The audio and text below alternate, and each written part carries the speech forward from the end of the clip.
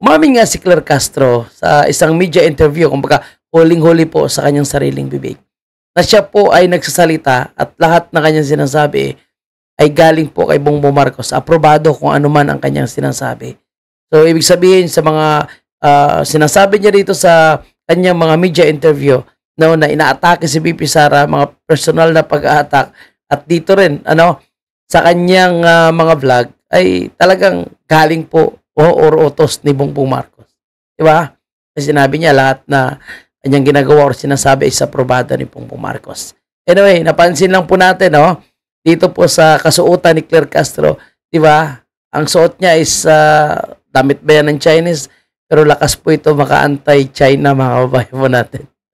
Talagang napaka-ipokrito yung babaeng ito, no? Plastikada at may sadimonyo po kapag tumawa talaga itong si Claire Castro. No?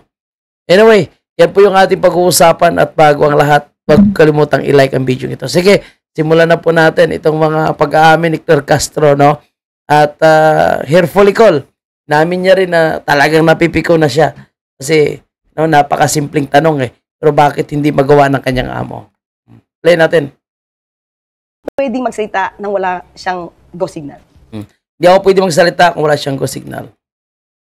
Okay? May mga tumira din doon. Siguro yung ayaw nila sa akin. Okay lang. But I sing. You sing. Do you read comments? Alam mo kahit magsalita sa mga interview, no? Anyway, napansin nyo ba mga kababayan natin, itong official na YouTube ni Claire Castro, dati batas with attorney Claire Castro. Ngayon, attorney Claire Castro na lang. Bakit tinanggal niya yung batas? Kasi po mga kababayan po natin, sa kanyang pagbablog ngayon, ay hindi na po yung nagdi-discuss ka yung mga legal issues or legality, no? Ng mga nangyayari sa ating bansa. Hindi ni-discuss niya ngayon ay puro Duterte. Kaya dapat nga, no? Ang pangalan ng kanyang channel, Attorney Claire Castro versus Duterte. Kasi Duterte na lahat ang kanyang content, no? Pang-aatake. Ultimo yung pagpunta ni Vice President Sara sa Kuwait na puno nga yung binyo, pinagkakaguluhan, sinabi niya, walang tao daw, nilangaw daw. Sometimes. Sometimes. Why sometimes? When kailan yung mga sometimes na yan? When you have time or when you're in a good mood? Pag may time lang at ready akong basahin.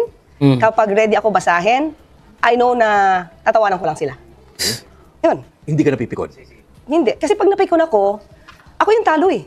Hindi ba mas maganda yung feeling na kayo yung mapikon sa akin kaysa ako yung mapikon sa inyo? Kasi at least kaya ko matulog na mahimbing kasi hindi ako napipikon sa inyo. Kaya niya daw po matulog ng mahimbing, no? Kasi hindi daw po siya napipikon. Your personality is hindi talaga kayo napipikon? Siguro kapag ka lang may maling ginawa. Hindi daw po siya napipikon, mga kababayan po natin. Pero nakita natin kapag ang tanong ng mystery media ay hirap po siya sagutin, nagwawala. Di ba? Naalala mo yung tanong sa hair follicle, paulit-ulit daw, paulit-ulit.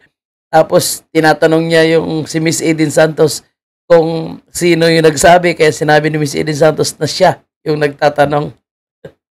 So, di ba? Nungaling talaga yung babae ito. May maling ginawa to the point na merong rights na na-violate. Was there any specific comment na paulit-ulit sabihin natin o kahit minsan lang na comment na medyo napikon kayo o nasaktan kayo? Nag-iisip ako eh. Blanco na naman. Lutang. Wala pa yata. So, Wala. Kaya pa. Matibay ang sikmura mo para sa mga bagay-bagay na ganito. Kailangan. Ulit ang tawa, no? Parang demonyo.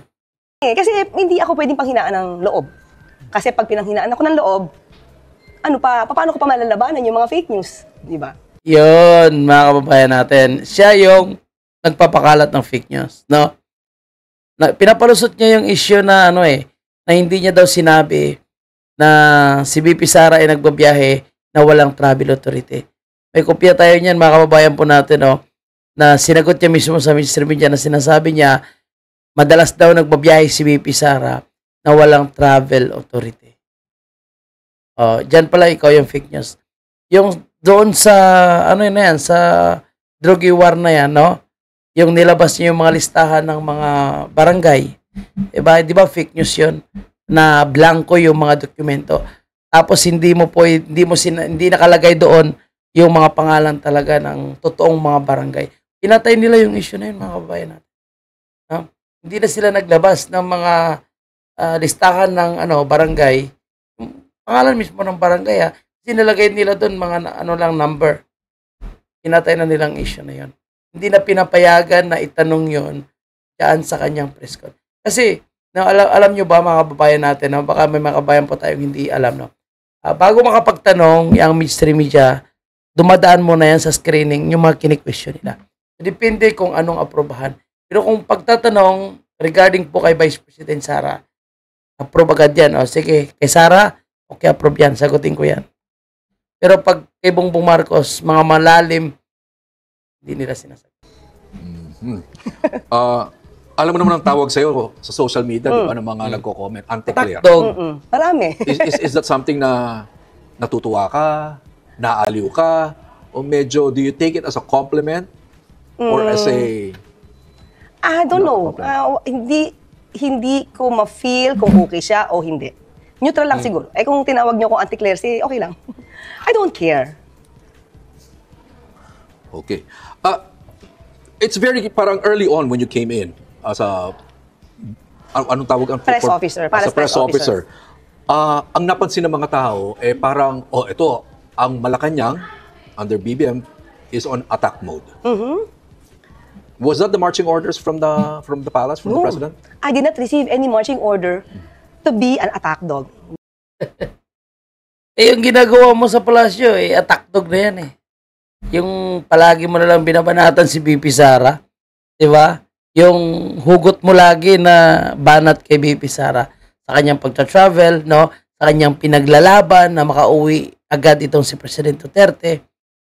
Attack dog na yan Yung lagi mong binabato ang nakarang administration, lagi niyong sinisisi yung nakarang administration. Pero si Bongbong Marcos, wala namang ginagawa. Di ba? 3 years, natulog, tapos pagkagising niya, napansin niya na marami na pala nagrereklamo sa corruption, sa flood control, tsaka lang po siya gagawa ng action. Tapos sabi ni Claire Castro, ito kasi, yung kailangan daw ng tao, yung nakikita, yung ginagawa. Kasi pakitang tao nga. Wow. Diba, inamin niya rin. Pakitang tao lang ang ginagawa ni Bongbong Marcos dyan. What was given to me is to fight fake news. Yun talaga yung una Fight fake news. Kayo nga nagpapakalat. Baka fight doon sa mga negatibong komento, naratibo laban kay Bongbong. No, yung totoo na nangyayari, no, yun ang nilalabanan nyo, hindi yung fake news. Tapos papalabasin nyo, fake news. Kasi ang dami talaga lumalabas na fake news na naguguluhan din yung mga kapwa natin Pilipino. Kasi sabi nga natin, Inyong anang galing yan pag ito na lagi nasa utak ng mga kababayan natin na puro fake news, mas mahihirapan sila mag-decide. At ano na yung paniniwala? Fake news kasi sinasabi ni Bongbong Marcos. Flood control, 20 pesos na bigas. Diba? Ano pa? Infrastructure project, build better more. Asa na yan? Diba? So, sino yung nagbibigay ng mga fake na statement? Yung hindi ako papayag na makikialam ang mga dayuhan. Hindi ako papayag na mag-iimbestiga, makikialam yung ICC. O nasaan ngayon si Tatay Digong? Di ba yan ay isang fake news na sabihin mo na in 100 times hindi ka papayag na makialam yung ICC sa ating bansa? O ngayon nasaan si Tatay Digong? Nasa dahig. O ngayon gusto nyo na bumalik sa ICC? O di ba yan ay fake news? Yung 5,500 flood control, pinagmamayabang mo. Pero hindi mo tiningnan kung nagawa ba yan, na-implement pa yung mga proyekto na, o hindi. Pinagmamayabang mo, nagpalusot ka pa na pinaha, overwhelm. O ngayon, magpapaimbestiga ka. O di ba yan ay fake news? Na gusto nyong papaniwalain yung tao na hindi naman totoo. 20 pesos na bigas.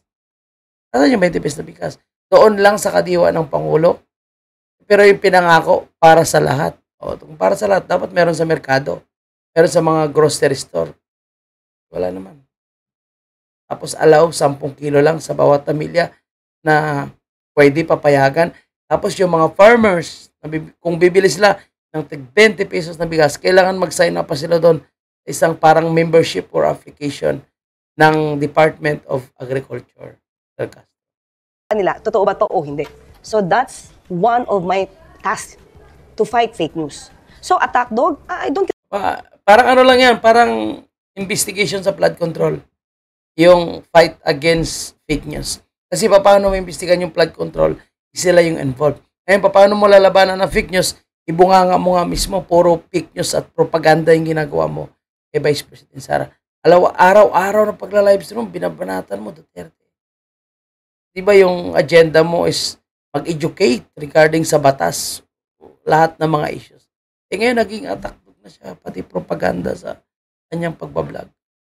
consider myself as an attack dog. Defend dog, maybe. Pwede. Defend dog, attack dog, pareho lang man yun eh. Mas gusto mo yon. Kasi hindi ako nag-attack eh. Okay. Ang ina-attack nila yung Pangulo eh. So what should I do? Defend. Di ba mga kababayan po natin yung mga tanong sa issues, no? Minsan kay BP Sara, yung travel ni BP Sara, yung mga announcement ni BP Sara. Di ba yung ina-attack niya? Na hindi naman binabanatan si Bongbong Marcos. Not all the time na speeches ni BP Sara ay directly bumabanat kay Bongbong Marcos. Kundi sa mga issues ng panggobyerno, no? O minsan yung mga proyekto ni BP Sara, ina-atake niya. So, ano ibig sabihin? Ano yung tawag sa kanya? Bulldog, hindi attack dog. The government, defend the president. So sinabi, anong unang tanong sa akin, I will not forget this, it's from Marisol Halibi. First time. Reporter namin dito Oo, sa News that's 5. right. Sabi ko, history ka sa akin. Sabi ko, may history ka sa akin. Sabi ko, ang unang tanong niya sa akin is, if I'm not mistaken, parang the president is getting towards dictatorship, something like that. Kaya naman talaga nangyari yun. Di ba? Kahit ngayon, di ba, na pinapatahimik yung mga kalaban. Yung mga nagsasalita, nagbubulgar ng katotohanan. Yan ang nangyari kay President Duterte. O BP Sara, gusto nila i-impeach. Kaya ang ganda ng hamon dyan ni Senator Alan Peter Cayetano. Alunin nyo na lang si BP Sara pagdating ng 2028. Huwag nyong patahimikin. O di ba pinost nila yung People's Initiative? Bulgar sila dyan dahil gusto nila maging Prime Minister si Martin Romualdez. O ngayon, sinusulong na naman nila yung Konkon. No? Charter change na naman sila ulit. O anong ibig sabihin niya? Sabihin nila, dahil ito gusto natin baguhin yung mga batas. Pero ang bottom line nito ay gusto lang nila manatili sa pwesto. Yan si Bongbong Marcos. So ganun din yun ang gusto nyong mangyari dyan, Claire Castro. So marami pang mga sinasabi nito si Claire Castro. Of course, no?